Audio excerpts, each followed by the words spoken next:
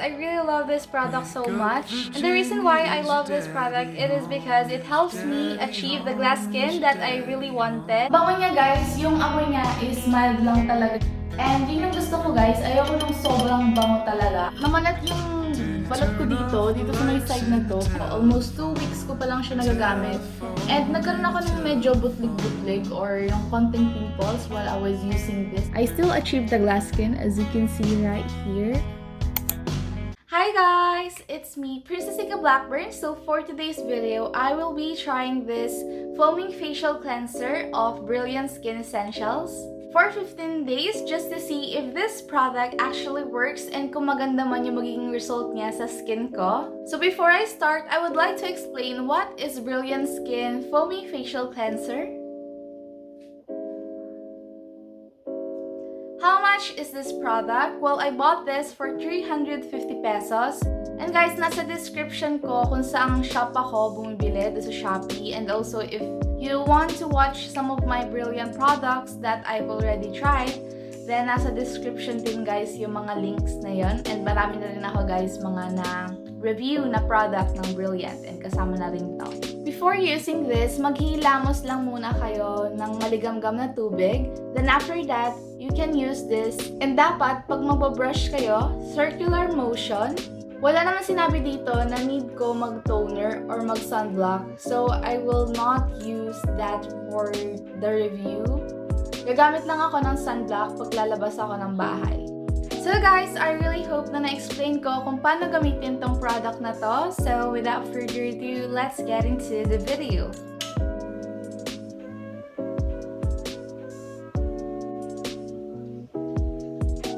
Hi guys! So this is my first day of trying this foaming facial cleanser of Brilliant Skin Essentials. So I'm very excited to try this. I'll try my best na sobrang mild lang talaga yung pag-brush kasi baka sumakit yung face ko kapag sobrang harsh maigi. And ganun din guys yung gawin nyo.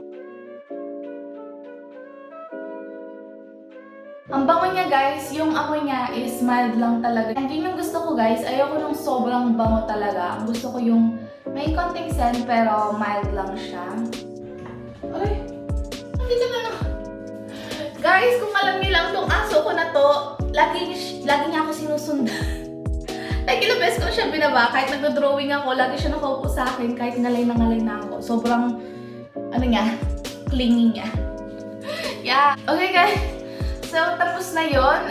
Sorry kung medyo naki-etchos yung aso ko. So yeah, that is it for day 1. And I can feel na magiging matagal to sa akin. Isang ganun ko lang guys, isang ganun ko lang siya. And sobrang dami na agad niyang laman. So I can feel na siguro matagal to sa akin. Siguro aabot to ng 1 month. Maybe 2 months pa nga. So that is it for day 1. I'll just try to update you on the next day. So bye-bye!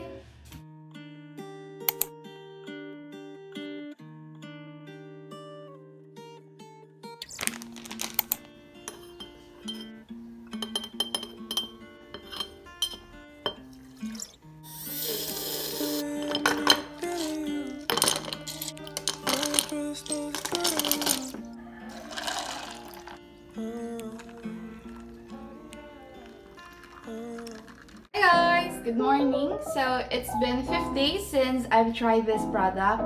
And guys, kahapon, namanat yung balat ko dito sa may side na to. Pero, di ko siya na-picturean kasi masyadong madilim paggabi. Kaya, hindi ko na siya pinicturean. Tapos, ngayon sana pipicturean ko. Kaso, nung pagka-scrub ko, nawala na yung pamamalat niya. Pero guys, namalat siya dito kahapon.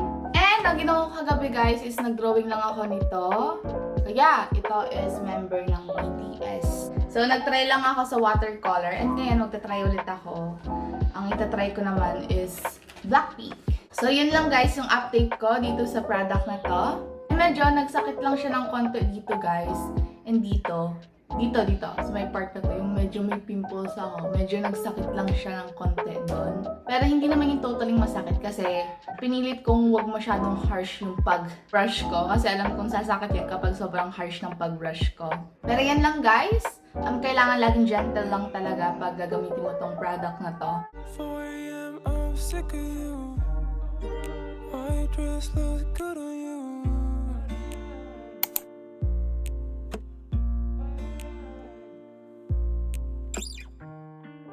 Wanna love, yeah. Wanna be familiar. Don't wanna need you. Don't wanna be familiar. Was more than friends with you. Gave you everything. You heal my everything.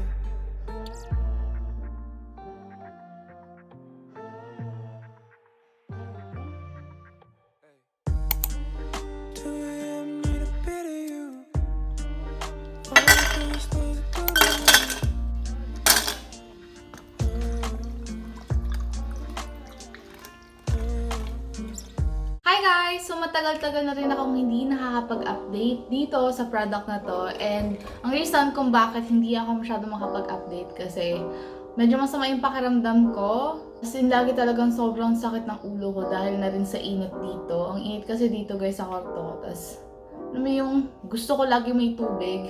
Doon guys sa product na ginagamit ko, almost 2 weeks ko pa lang siya nagagamit. And nagkaroon ako ng medyo butlig-butlig or yung konting pimples while I was using this. Yung parang maliliit na pimples. Yung kagaya doon sa Rejuvenating Facial Set, Whitening Facial Set, and yung Tomato Micro Exfoliating Facial Set nung Brilliant. Ganun lahat yung nangyari sa akin doon sa set na yon. Nagkaroon din ako ng butlig-butlig. And ganun din dito sa foaming brush stuff ng Brilliant. Ganun rin yung nangyayari sa akin ngayon. So, that's just my update guys. And dapat kaninang umaga pa ako mag-video kaso nga yun, medyo masama yung pakiramdam ko. And ngayon is mag-drawing lang ako. And this one is Jisoo from Blackpink and the-drawing ko lang siya ngayon. So yeah, I'm hoping na sana matapos ko siya ngayon para makagawa na ako ng iba ko pang mga drawings cause it's summer, wala na masyadong gagawin. Yeah, for school and magiging busy lang ako for my artworks and also here on YouTube. As in, seryosohin ko to. Gusto ko maka 2 posts ako sa isang linggo.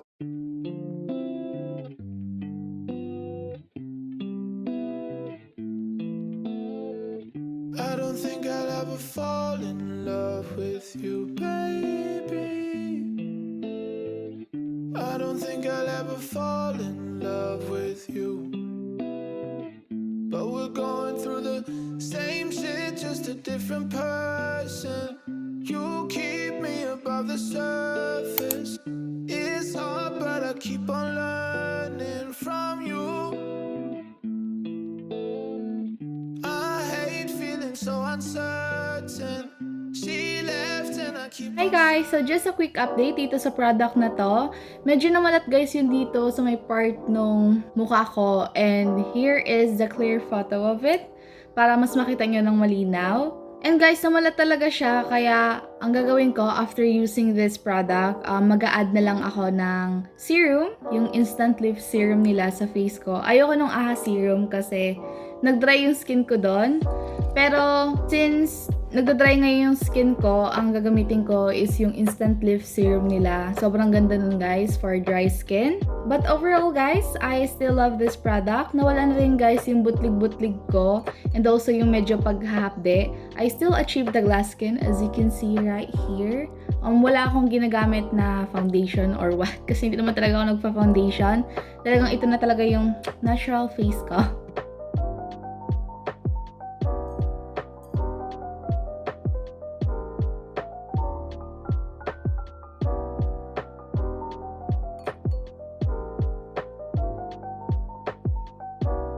Hi guys! So this is finally the end of this video and I just wanted to say that I really love this product so much. And the reason why I love this product, it is because it helps me achieve the glass skin that I really wanted. Also guys, yung pamamalat at yung pagbutlig-butlig na tumubo sa face ko, nawala din naman siya guys after ilang days. So don't worry about that. Halos ganun lahat guys sa sets na mga naranasan ko sa Brilliant Skin Essentials.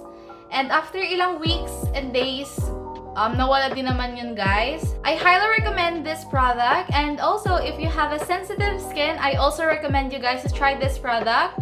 Wag nyo lang masyadong harsh or masyadong i-brush yung ano nyo. Kailangan soft lang guys. And Huwag niyo masyadong panggigilan kasi talagang mamamalat yan and hahapde yung skin mo kapag ganon.